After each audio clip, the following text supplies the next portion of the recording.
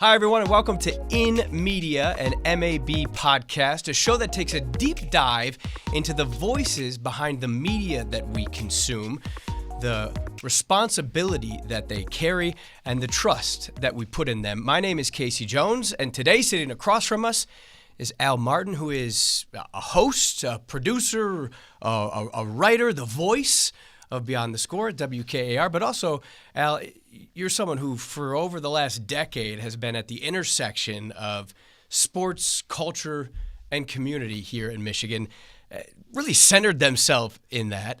And now, I mean, you're also like a network actor, right? Like, you just got like this resume just keeps building. Man, it's first of all, Casey, thank you so much for the invite. This is an honor to talk to you, somebody who has certainly made his own incredible footprint in the media game.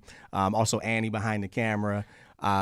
This is always a pleasure to kind of sit down and talk about the craft because that's what it's all about, in my opinion. You've got an interesting journey. I mean, really, and like, as you like try to figure out, like, gosh, what do you want to ask Al? There are so many questions, right? Do I want to ask you about broadcasting? Do I want to ask you about your journey? Do I want to ask you about, moving from commercial to public to acting? You just got a hand in just about everything: sports, music, culture. Like I said, you're at that intersection, right? But I want to know, like, what came first? Was it I want to be on TV? Oh, with broadcasting, or I want to be on TV as an actor? Like, what itch were you trying to get to first? Well, I'll tell you what, I'll take you all the way back. First, I think what you'll find, Casey, and you know this, being a former sports reporter yourself, is that when I was younger, like in high school, elementary school, I wanted to play professional sports, right? I was trying to be the next, Allen Iverson, the original AI, or the next Michael Jordan. Those were my heroes growing up. But when I realized that, okay, it's my junior year of high school and I'm getting no big-time offers, I'll never forget this. And shout out to all the teachers out there watching this, because you all are really the key that unlocks the door for so many young minds to end up doing what they do when they do grow up. And I remember my sophomore year of high school, my English teacher, Mr. Allenton at Annapolis High School, shout out to Mr. A, he pulled me aside after one project, I forget what the project was, some writing project, a paper that we had to write. And he pulled me aside in the hallway and said, "Al, you're a talented writer. Would you ever think about writing for the school newspaper?" He was the teacher in charge of the school newspaper at the time. And he was like, "Look, you'll get to write for, the school newspaper, and we may even give you your own column. You get to cover sports." And that's where he hooked me right there, because I'm such a big sports nut, always have been. And I remember I got into that class and I started, writing for the school newspaper and covering sports. And I'm like, oh, man, this is a cool way to stay close to the game, to stay close to sports, even though I may not be playing this particular said sport, right? So anyway, when I wasn't getting these big time offers to go and play collegiate basketball, I'm like, oh man, what if I majored in journalism? And then I was a huge fan of Stuart Scott on ESPN. Oh, yeah. Stuart Scott, rest well. He was the inspiration for me.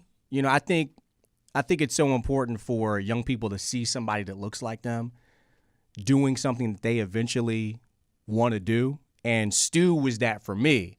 And, just the way that the swag he had on the air, I'm a big hip hop guy. He would use hip hop lyrics to describe plays, cooler than the other side of the pillow and booyah. And I'm like, oh man. And in doing some research, I found that Michigan State had the top sports journalism program in the nation. And I'm like, oh, okay. My brother went there as well. Ended up applying to Michigan State, got into the program, and I'll say this as well. The athlete in me didn't want to fully get up the dream. So I'm like, you know what, Casey? I'm like, you know what? Okay, I'll just walk on Tommy Izzo's team then. You know what I mean? While taking classes. Nah, bro. Nah, it's a different level. It's a different level, right? That's D1 hoops. It's Tommy Izzo, the legend. And I just got caught up in just the whole atmosphere of college anyway. And then once I started taking classes in sports journ, I realized, okay, I really want to go after this. So that's how it happened. So athlete, okay, I'm not going to make it professionally. Let me see if I can stay Right. close to the game by covering it. And then once I got into that world, I'm like, oh, man, I really enjoy this. Right. I remember thinking that to myself, too. Like, I found out a lot sooner than sophomore in high school I was not going to be a professional athlete. Like, Way sooner, huh? Way Maybe elementary sooner. school, something like that, yeah. Didn't give up the dream, but I knew. But how close can you get? How close can I get to the game? Yep. Without being an athlete. I wanted to be as close as I could to the game. And so you graduate from MSU. You've got tryouts for the Spartans under your belt, fresh diploma in your hand, and the world at your fingertips. What was Al Martin thinking? Of the world ahead of him. Where was he headed? What was the dream then? I was thinking, Casey, that I am going to start working immediately as a sports reporter or anchor somewhere in TV. Immediately. So I graduated in May of 2012, and I had 8 internships. Had a fire demo reel, I thought, right? And I'm like, oh, man, okay. This is going to be easy to find a gig. And then I remember I moved back on the west side of Detroit, back with grandma and moms and the fam, and I'm like, I'm waking up super early, like 6 a.m., cracking open my laptop, going to tvjobs.com and applying. You remember TV? I don't even know if tvjobs.com still exists, right? But I'm going on tvjobs.com, applying for every TV sports reporting position I can find. And Casey, I'm getting 0 emails back. And I'm like, what is going on? Is it my resume? I mean, my demo reel I think looks good. I start questioning things. And then I didn't know. I wish Fred, my mentor back at Channel 6, would have told me this, but a lot of the hiring happens like on the tail end of summer, like right when contracts are about to expire and when football season is right on the cusp, right? So then so August hits, and I'm doubting everything, right? August hits, and I got an email from WBKB in Alpena, Michigan. And Alpena, Michigan, market-wise, as you know, Casey, it is dead last. The smallest TV market. I don't know if it still is, but at that time it's close. Great place to start. Great place to start, especially in sports, right? Especially in sports, and you can fail there. I mean, it's the last TV market in the nation, right? But I'm like, okay, this is an opportunity. I drove up there. I did the air test. I met the staff. The interview went great. The next day, they hit me up saying, "Hey, Al, we want to offer you the position." So I'm like, all right, cool. Like you do when you get a job offer. Okay, give me a few days to think it over, right? Make sure it's the right move. And the next day, I never forget, I was on the couch with grandma, and we're watching the Summer Olympics. That was an Olympic year. So we're watching the Summer Olympics, and my phone rings, and it's Fred Human from Channel 6, a place that I interned. This is why internships are so important. A place I had interned for 2 years. Fred called me and said, "Hey, Al, what are you doing, man?" I'm like, "Fred, I'm trying to find a job." He's like, quote, "You didn't think we were going to let you go that easily, right?" And I'm like, what are you talking about, Fred? He's like, our third guy was Justin Rose at the time. Justin was taking a job out in Pittsburgh as a sports reporter and anchor out there. This is before he came. That was a stop that he made right before he went to WXYZ in Detroit, Channel 7 News in Detroit. And that slot opened, and I drove up the next day, sat down with Fred and the news director, Jam Sardar, and they hired me right on the spot. That's how it happened, man. That's how I got my shot. And I wouldn't have gotten that shot, Casey, if I did not show myself as a hardworking, dedicated, willing to do whatever it took intern for those 2 years. That internship opened up everything for me. Right. I think what's beautiful about stories like that and journeys like that gets you to that point is, you get your foot in the door. You start the career, right? It's not the dream that you had with the fresh diploma in your hand or as a sophomore in high school, but it's real. Yeah. And you quickly learn that it's different than what you envisioned. Do you have a moment where you were working, whether it was at Channel 6 in Lansing or since then, where you're doing this work and you realize, gosh, this is so much bigger than Al Martin's dream. This work that I do, it impacts people. These stories that I'm telling resonate with community. They change communities. Do you have a moment that sticks out to you when that clicked? 2 stories.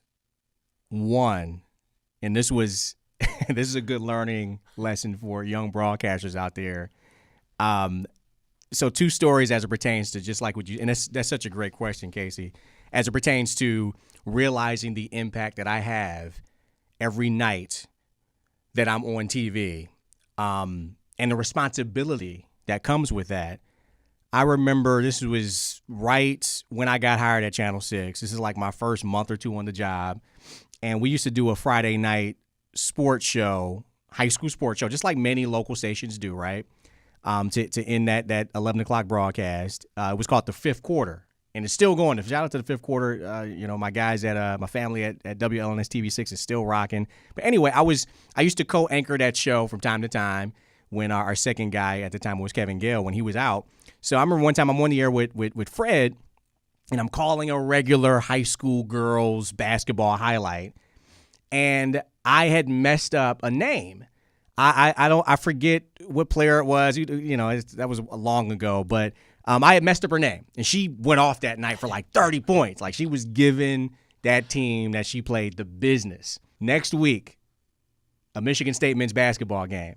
I'm covering the game, and I walk out onto the Breslin Center court just like I usually do before pregame, just kind of take in the atmosphere.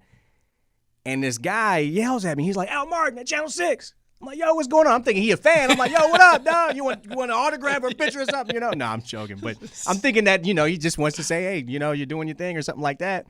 And he says, "Man, you messed up my daughter's name last night." And I'm like, "Oh." I am so. He was like, "Yeah, man, it's this is how you pronounce it, blah blah blah." Man, we were sitting around the TV, man, and then when you said, she had such a good game, then you said her name wrong. We were like, "Oh man," I'm like, I will never make that mistake again. I was so embarrassed. You know what I mean? Yeah. And it's just those things as a journalist, it taught me. And Fred used to tell me this all the time, but it's one thing hearing it from your mentor, but when you hear it from those that are affected by it and how they felt, it's like, oh no. I have a responsibility to get names right, to get the stats right, to do it the right way. And the other example I'll bring up is season 1 of Beyond the Score. I got the chance to do a story on Terry Hesbrook, who was a long-time legendary high school football coach at Ithaca High School. They at one time had the longest winning streak in high school football in the nation. Yeah. If you remember the Yellow Jackets, right? That was a big story. So I had formed a friendship with Terry, and something tragic happened a few years ago. Terry's son committed suicide.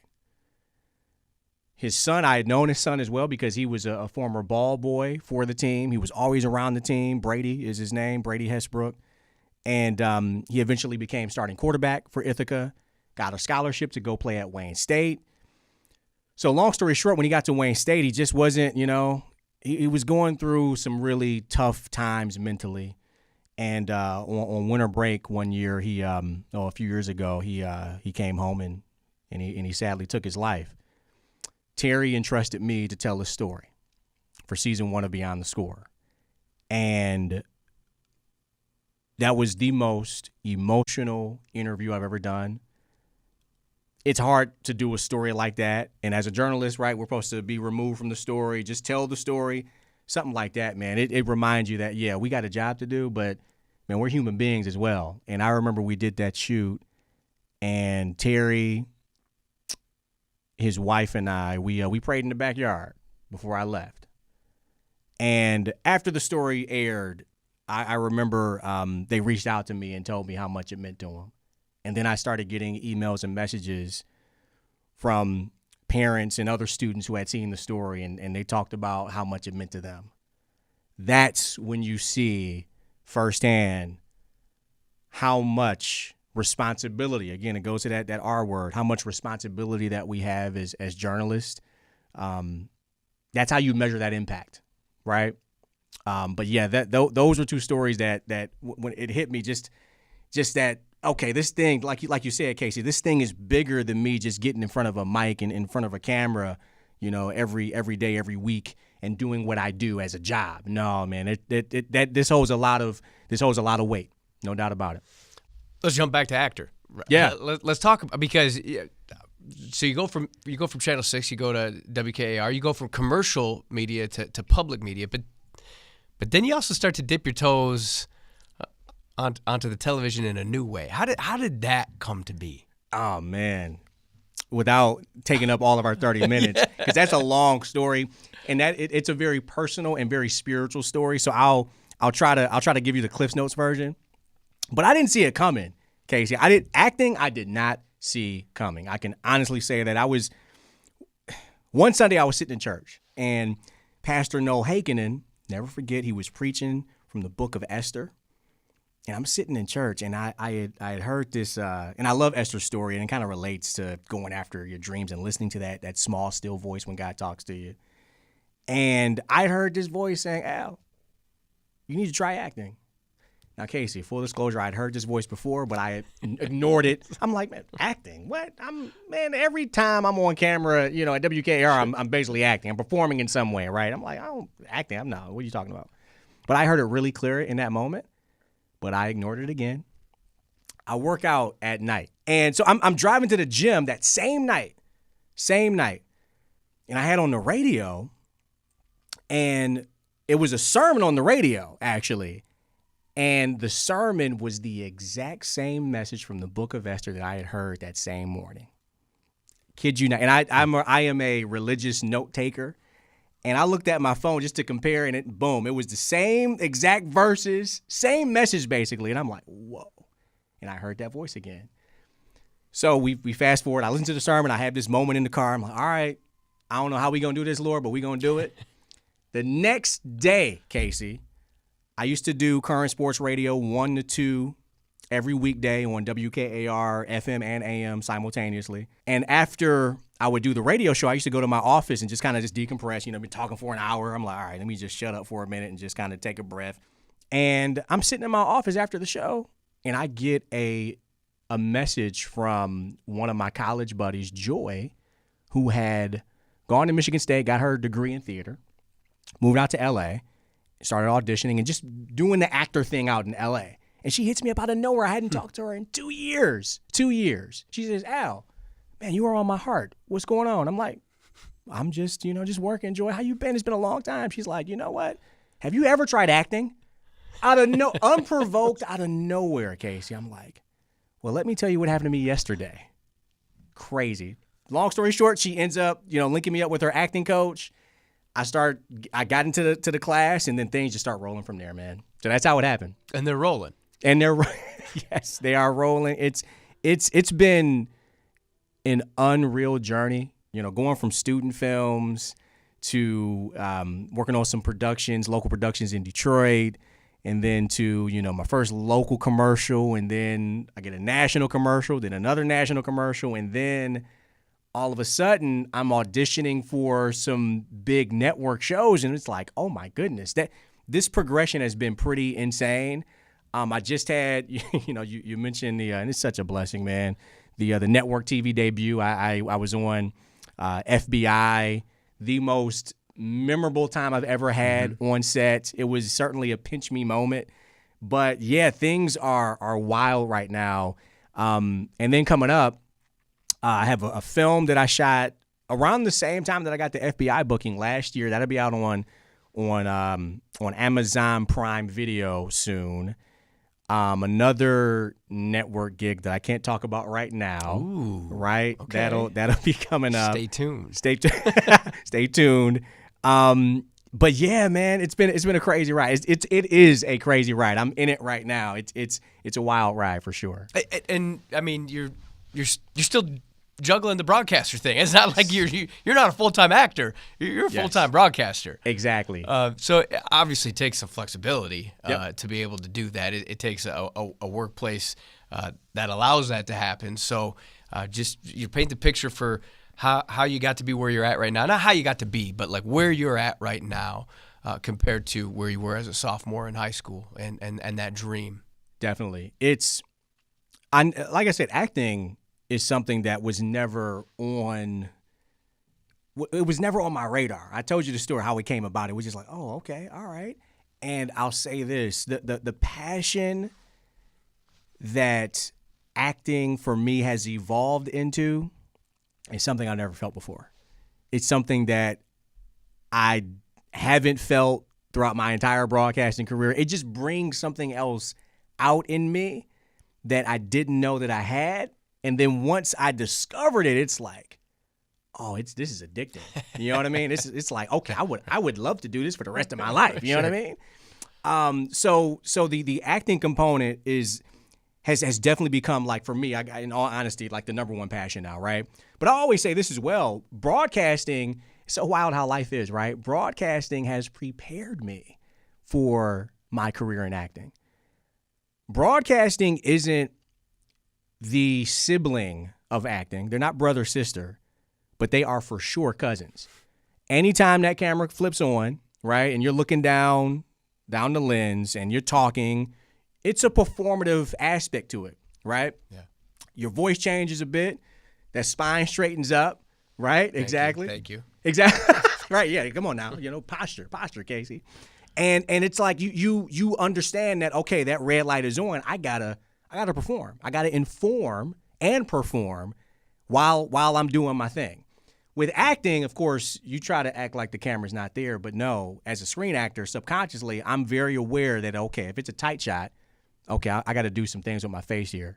I can move the audience a bit more if it's a close, tight shot. Whereas if it's a medium or a wide shot, I can be a bit more expressive with my acting. You spent your entire career telling people stories, whether that's, on the screen or on the news. What's the story that people don't know about you? Wow, these are some good questions, Casey. Wow, that's another great one. I think because I'm so, I keep, my personal life and my family so close to the vest, it's probably that side of me. My mother, love her to death, and watching the sacrifices that she made for my sister and I growing up. She's born and raised in Trinidad and Tobago, right? So I'm half West Indian and I'm half African American. My father is black from the west side of Detroit.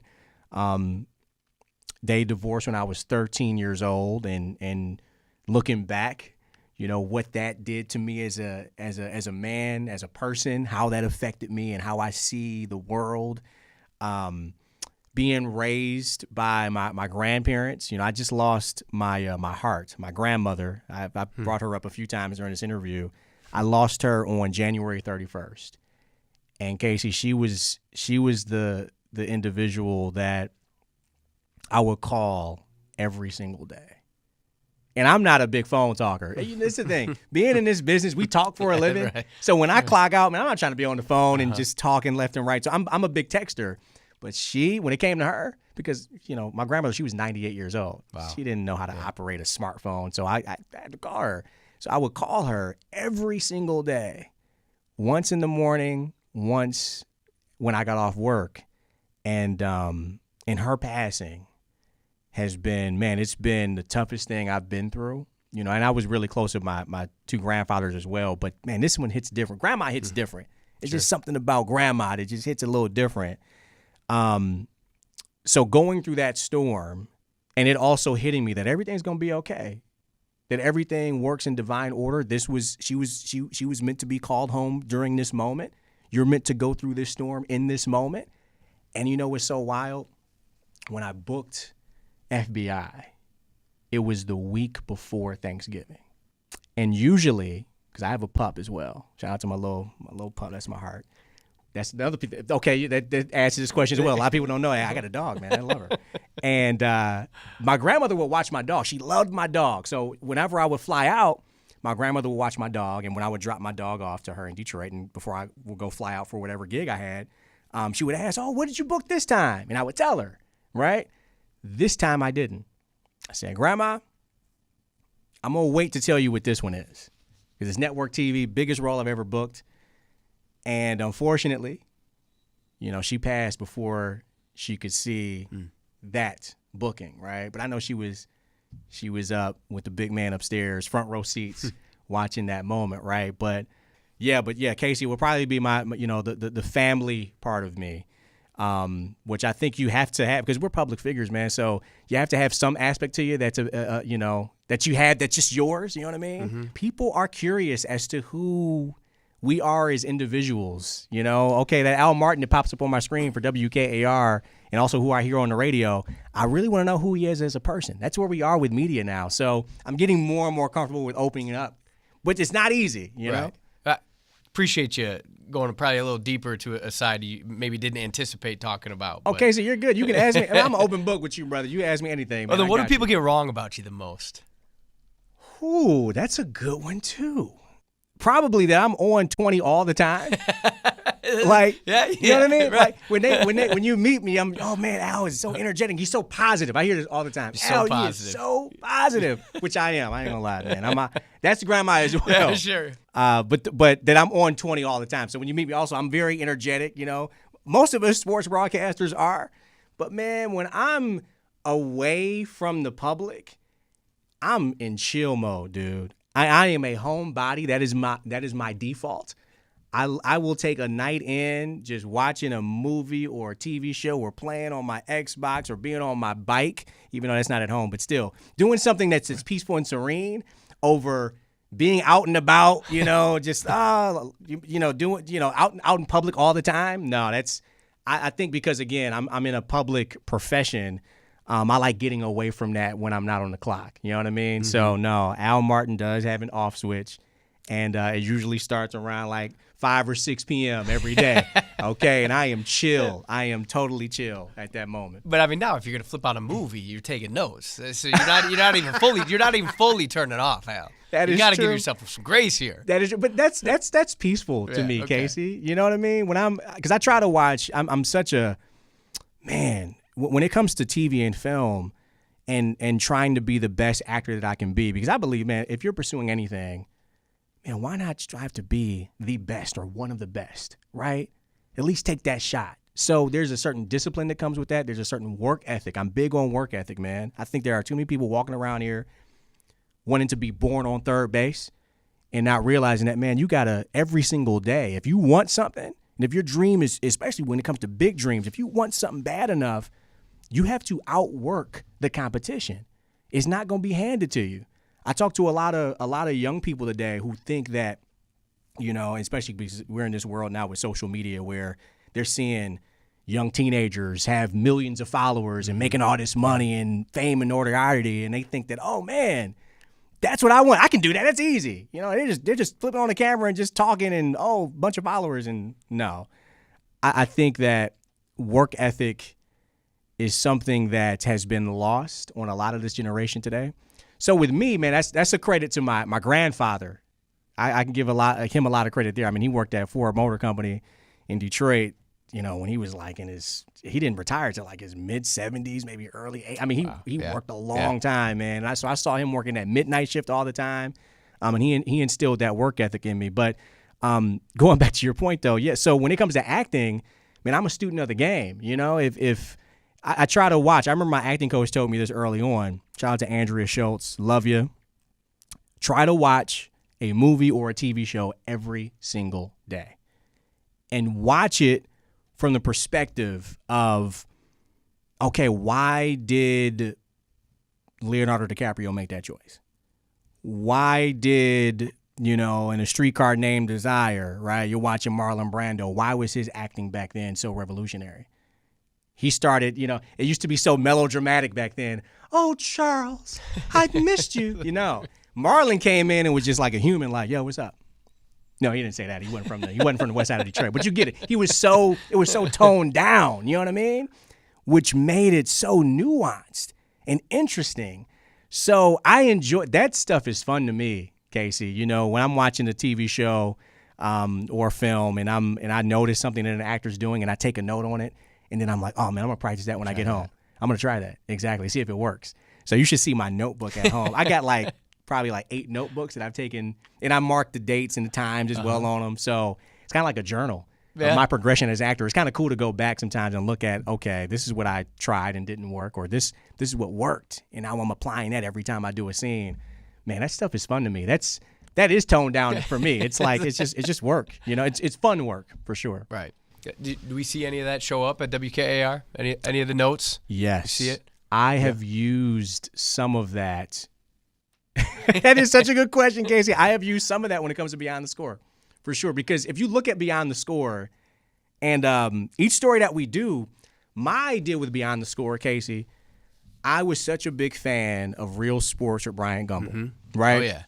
Like, for me, that's like the creme de la creme of sports reporting, sports broadcasting, right? So I would always watch that show every month, and I'm like, man, wouldn't it be cool to have a local show like that? And also, too, with me being in film, I'm like, I started understanding cameras, the Sony Venice and Red cameras and what lenses do. And I'm like, man, what if we shot it in a cinematic way with one of those cameras? So thus, when after the pandemic, when my boss Sean Turner at WKAR came to me and pitched the idea of me getting back in TV, he was like, "Al, I want you to come up with a show, an original idea that you had for a show that we could possibly test out here at WKAR." So I just went into my think tank binder where I've had this idea for so long, right? Oh, a show that's like Real Sports but local, that's shot cinematically, right?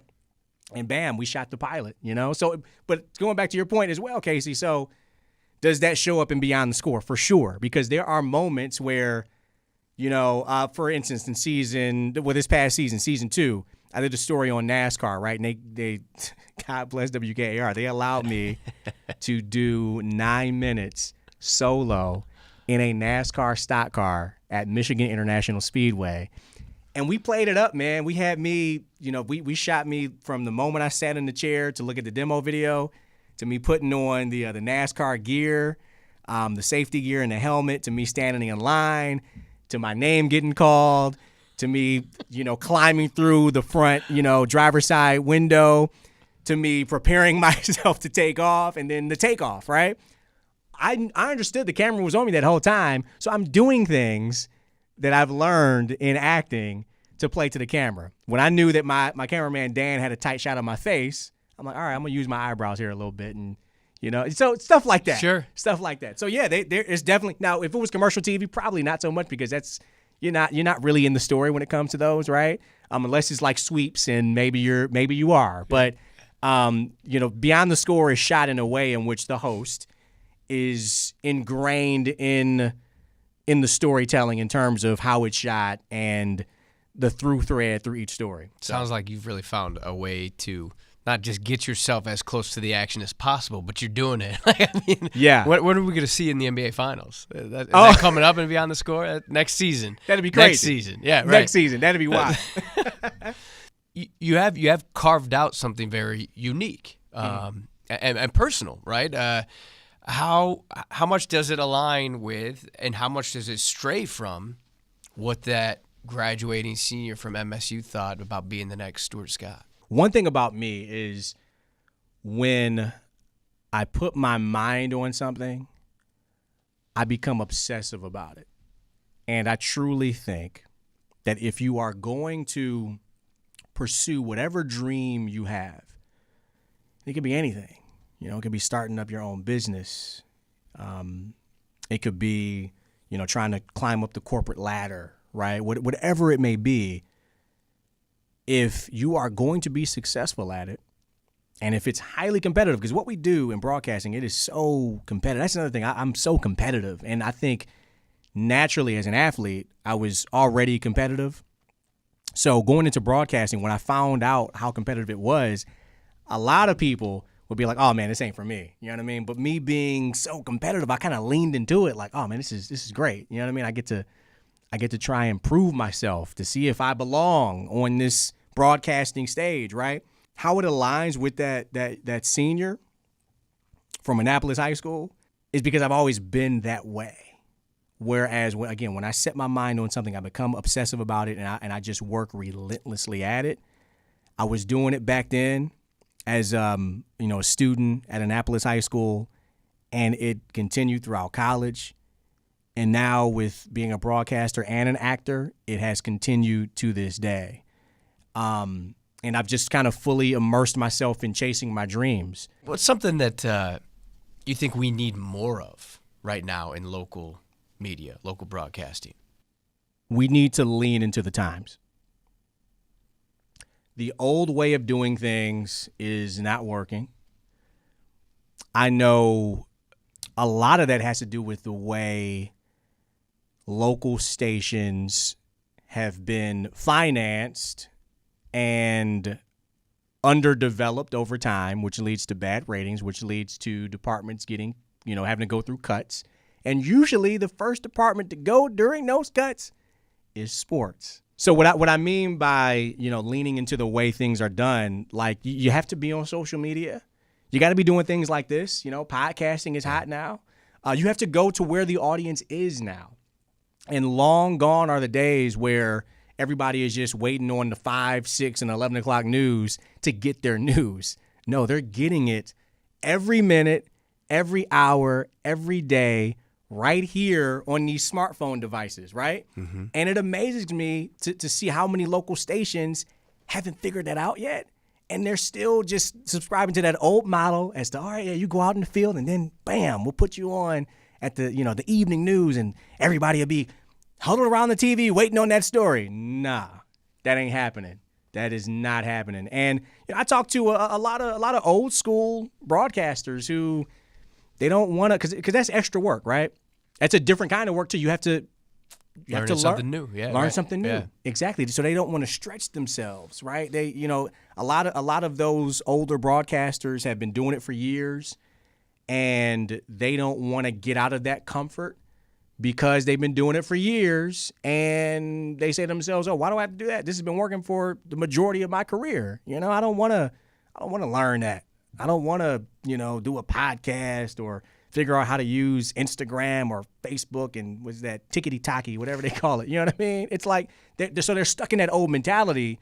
And if you are in that old mentality, man, change is inevitable. And if you do not change, you are going to get left behind. And I've seen so many people in this industry get left behind because of that mentality.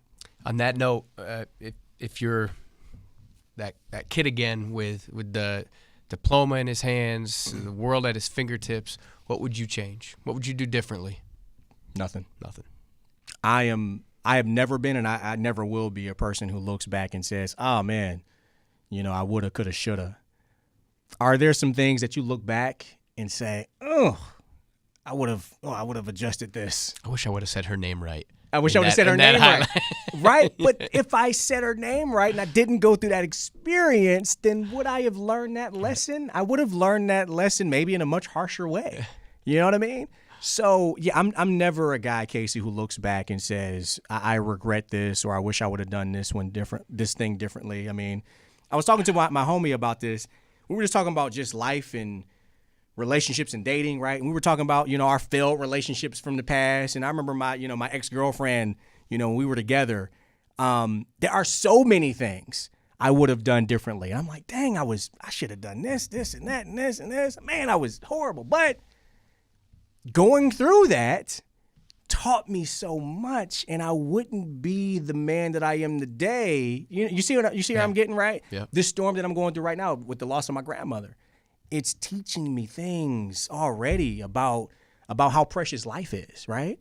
Where I'm just kind of reflecting on, my day-to-day and just things I take advantage of and just how precious life is. We can be here today, gone tomorrow. So really be present, really feel every single day, right? And not just look at your to-do list and just check everything off, Really be present and understand the blessings that you have in life, because man, this could easily be somebody else. Al, you've got the mic for one final thought. What do you want people to know?